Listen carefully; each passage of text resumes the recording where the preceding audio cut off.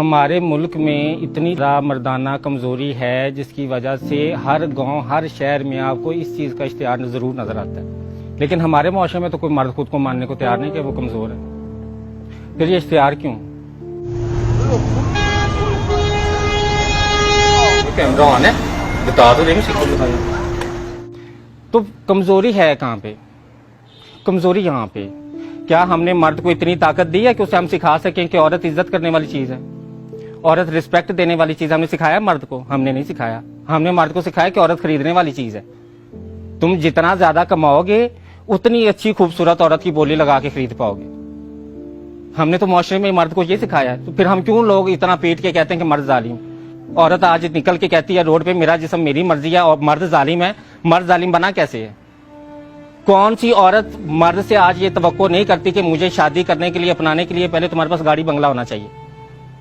अगर कोई मर्द कहे कि मैं सच्ची नीयत वाला हूं, मैं मुखलिस हूं, मैं तुम्हारे साथ वफादार रहूंगा, मुझसे शादी कर लो, मेरे पास पैसे नहीं, कोई औरत करेगी उससे शादी?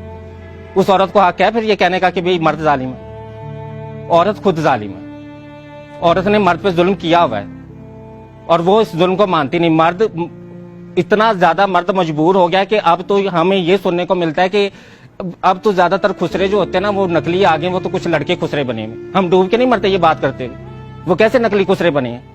मुआशरे का इतना बड़ा तबका नकली खुसरे बन रहा है, उसे कौन रोकने वाला है? कोई नहीं, क्यों नहीं उसकी कोई जड़ ढूंढ रहा कि भाई ये कहां से बनना शुरू हो गए? हमने मर्द को मर्द रहने नहीं दिया। हमने मर्द को सिखाया कि तुम तमाशबीन हो, तुमने पैदा होना है तो तुमने औरत को या बेचना है या खरीदना है। बहन बेचनी है और बीवी खरीदनी है, उसके लिए तुम्हें पैसे चाहिए बहुत ज्यादा। जितने ज्यादा पैसे होंगे उतना अच्छा माल तुम खरीद सकोगे। ये सिखाने के बाद फिर मर्द से हम किस चीज की तवक्को कर रहे हैं कि वो अच्छा मर्द बन के सोसाइटी में? वो अच्छा मर्द नहीं बनेगा, वो इससे भी मजीद जालिम बनेगा। पाकिस्तान में 100 में से 60% नौजवान नस्ल है, उस नौजवान नस्ल में से 50% स्कूलों में नहीं है। तो जो 50% स्कूलों में नहीं है उनके पास एंड्रॉयड मोबाइल तो है, तो वो एंड्रॉयड मोबाइल पे क्या देखते हैं? वो एंड्रॉयड मोबाइल पे क्या कुरान और हदीस की तालीम सुन रहे हैं? क्या वो मोबाइल पे मुल्क को कैसे तरक्की की राह पे गामजन करना है वो नौजवान नस्ल ये सीख रही है जो स्कूलों में नहीं है? वो गंदी फिल्में देख रही है, जिनसी फिल्में जिनको सुनते भी हम शर्मा रहे हैं, जिनका नाम सुनते हैं मैं कहते हैं कि सारा जान देखता रहे लेकिन हम बात ना करें। ऐसे ऐसे हम मुंह छुपाते हैं एक दूसरे से, क्यों? हमने अपने नौजवान नस्ल में मुआशरे को ना तो तालीम दी है ना ही उसे तरबियत दी है। तरबियत को लफ्ज़ हमें नहीं ना पता क्या है। हमने तो अफसर बनना सिखाया है। हमने बच्चे को शुरू से कहा कि तुम्हारे इम्तिहान में नंबर अच्छे नहीं चाहिए, चाहे बूटी लगा के आए, चाहे नकल करके आए, चाहे जिस तरह भी आए, तुम्हारे 100 में से 100 नंबर आए और तुम कल को बस CSS करके कोई अफसर बन जाओ और अफसर बन के तुम्हारी जिंदगी सेट है। तुम्हें ना अच्छा इंसान बनने की जरूरत है, ना तुम्हें इज्जत की जरूरत है, ना तुम्हें औरत की इज्जत करने की जरूरत है। अपनी इज्जत का तो मर्द को पता ही नहीं है। मर्द ने तो अपनी इज्जत पे कभी सवाल ही नहीं उठाया कि नहीं यार मेरी भी इज्जत। हजरत यूसुफ का किस्सा सुनाती हूँ आप। जुलेखा ने रोका, जिनसी अमल के लिए झिपटी। ताकतवर मर्द कौन था? उसने कहा कि नहीं मैं मुसलमान मर्द हूं, औरत नंगी भी मेरे सामने आ जाए मेरा ईमान नहीं डोलता, मैं उस रब से डरने वाला हूं। मर्द, असल मर्द वो होता है जिसमें बर्दाश्त होती है। ताकतवर में बर्दाश्त है ना, कमजोर में बर्दाश्त नहीं होती। कमजोर कौन होता है? जिसमें बर्दाश्त नहीं है। ताकतवर कौन है? जिसमें बर्दाश्त है। तो ताकतवर मर्द तो वो होता है कि वो नंगी औरत को देखता तो वो मुसलमान मुआशरे में आंखें झुकाता, वो सर मुंह फेरता, वो कहता है कि नहीं यार मैं अगर ये औरत जन्नम के रास्ते चल भी पड़ी है तो मैं तो मुसलमान मर्द हूं।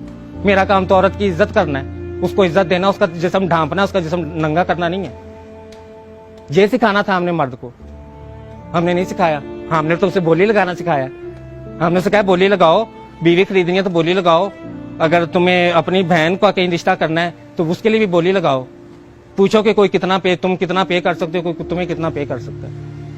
अब ये कोरोना आ गया है, अब ये शादियां कैसे अखराजात के बगैर हो रही हैं? अभी तो लोग शादियां कर रहे हैं ना। अब तो दूल्हे को फिक्र नहीं है कि मैंने शादी करने से पहले 10 लाख रुपया जोड़ना है, मैंने घर बंगला गाड़ी लाजमी हो तो मेरी शादी होगी। तो जब घर गाड़ी बंगला औरत देखती है ना, जब औरत मांगती है कि भाई मैं शादी करने के लिए घर बंगला गाड़ी मांगती हूँ, तो फिर जारी बात है मर्द भी बोली लगाता है। तो हम बेचने खरीदने का काम कर रहे हैं। हमें सिखाना पड़ेगा कि रिश्ता क्या है, शादी क्या है, निकाह क्या है, 3 कलमे पढ़ने का मतलब क्या है, कौन सा ये रस्म कहाँ से आई है? मुझे ये बता दें कि इस्लाम में, तो मुझे ये पूरे इस्लाम में ये रस्म नजर नहीं आती कि भाई दूल्हे को शादी के लिए जो है वो एक घर गाड़ी बंगला लाजमी होना चाहिए, सोशल सिक्योरिटी होनी चाहिए, फ्यूचर सिक्योरिटी होनी चाहिए।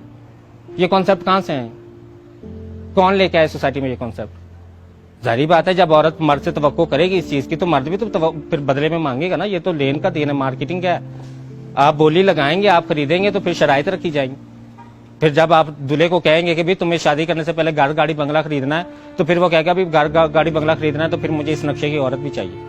औरत ने क्या किया, औरत फिर मेडिकल क्लिनिक्स किस लिए खुले कि वो उस नक्शे की औरत बनाने के लिए, कि इनको काटो, इनका पेट काटो, इनकी छातियां काटो, इनके चेहरे काटो, प्लास्टिक सर्जरी के नाम पे काट काट के इनको पेश करो मार्केट।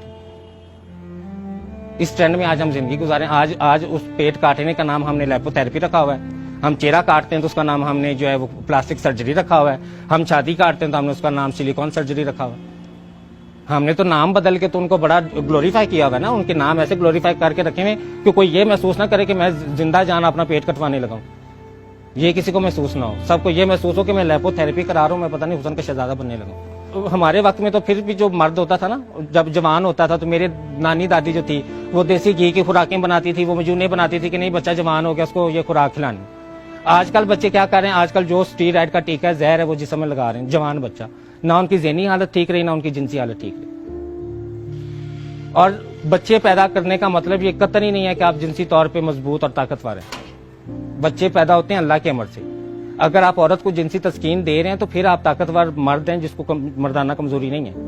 और अगर आप औरत को जिनसी तस्कीन नहीं दे रहे और औरत बगावत पे उतर आई और वो रोड पे कहती कि मेरा जिस्म मेरी मर्जी, मुझे तुमसे तस्कीन नहीं मिलती, अब मेरा जिस्म है, मैं जिसम मर्जी तस्कीन लूं, तो वो उस मर्दाना कमजोरी का इलाज जो है ना वो खुराक से और ज़हनी सुकून से हो।